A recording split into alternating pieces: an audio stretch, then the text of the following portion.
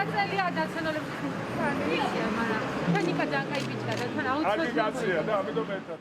ქუჩაში შემხვედრი ამ ერთი ადამიანის განწყობიდანაც ჩანს, როგორ შეიცვალა მოსახლეობის დამოკიდებულება ხელისუფლების მიმართ. არ გაუშვათ ისტორიული შანსი ხელიდან.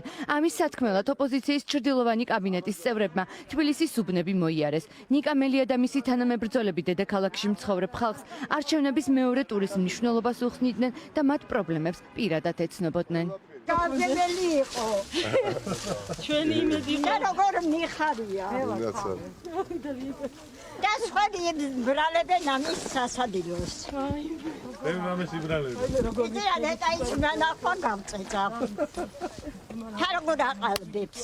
ყველას ვთხოვო, ყველა სურვას იყოს დამკვირვებელი, წარმომადგენელი საარჩევნო დღეს, საარჩევნო უბნებზე მოვიდნენ ჩვენს ოფისებში, ნაციონალური მოძრაობის ოფისში, ლელოს ოფისებში, დროას ოფისებში, გირჩის ოფისებში და გამოვიჩინოთ მაღალი აქტიურობა. არც ერთი ხმა არ მოვაპარინოთ.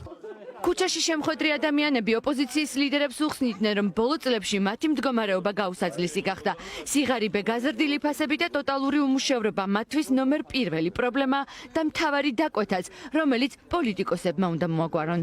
დაგვეხმარო ჩვენაირ ხალხს ან ცოტა პენსია მოვუმატონ ან წამალი გაგვიიაფონ ან რაღაცა ეგეთი. თორემ მე კარგავით რომ მოცემთ არავინ არაფერ არ მოცემს. მრავალპარტიული იქნება.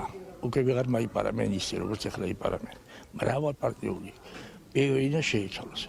სოციალურ პრობლემებთან ერთად თბილისის იმ რაიონებში, სადაც ძირითადად სააგარაკე მიწებია, ხალხი ქაოტური განაშენიანების და ნაკვეთების რეგისტრაციის პრობლემაზე მიუთითებდა. ამბობდნენ, რომ მიწებს მხოლოდ მათ ურეგისტრირებენ, ვისაც ქართულ ოცნებასთან ახლო კავშირები აქვს. ღიად კამერებთან ამაზე არ ლაპარაკობენ და საკუთარ ხედვას ოპოზიციის ლიდერებს პირად საუბრებში აცნობდნენ და ჭიქა ღვინოზე და მწვაძე ეპატიჟებოდნენ. მე ამოვალ გამარჯვებით. არა, ალბათ თქვენი ნომერი იციან და გირეკავენ ფინანსად და გიკეთავენ. ეს არის უყურადღებობა ხელისუფლების მხრიდან და ამიტომ ჩვენ დღეს წარუდგინეთ მოსახლეობას გია ქოროღლიშვილი, როგორც ადამიანი, რომელიც იზრუნებს ადგილობრივი პრობლემების მოგვარებაზე. ეს არის პირველ რიგში მიწის ნაკვეთების გამოყენება შერჩევითად და კორუფციულად. პრობლემა იგივე არის ყველგან.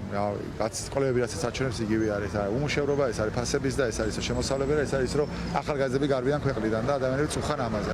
იმ დროს, როდესაც ქართული ოცნება ძალის დემონსტრირებისთვის მასშტაბურ აქციას ამზადებს და ხალხის მიიყვანას დაშინებითა და მოსყიდვით ცდილობს, ოპოზიციამ ამ მომრჩეველს საკუთარი გეგმა გააცნო.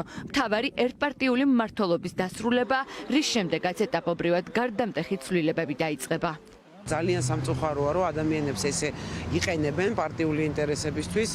აი კონკრეტული შემთხვევები იყო, როცა კოვიდის შიშით არ უნდა წასვლა სხვა რეგიონიდან, ან ზოგადად არ უნდა წასვლა და ძალით მიყავთ. ეს მიდგომა, ეს ზოგადად ესეთი დამოკიდებულება ხალხის მიმართ შეიცვალოს. ყველაზე დიდი პრობლემა რაც დღემდე არის, უიმედობა, რომ არაფერი არ შეიცვლება და ეხლა მრავალპარტიულმა შეთანხმებამ და მრავალპარტიულმა მოდელმა, რომელიც ჩვენ შევთავაზეთ ჩვენს თანამოქალაქეებს, სწორედ ეს უიმედობა დაამსხვრია და გააჩინა პოზიტიური მოლოდინი.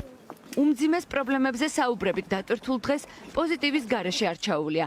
ოპოზიციის ლიდერებმა ბავშვებთან უამრავი ფოტო გადაიღეს და ბავშვობა თავადაც გაიხსენეს. მეგობრული მატჩი არჩევნებამდე 5 დღით ადრე ფრედ დაასრულეს და ხალხს ისიც აუხსნეს, რომ მთავარი გოლი 30 ოქტომბერს ქართული ოცნების კარშია გასატანი.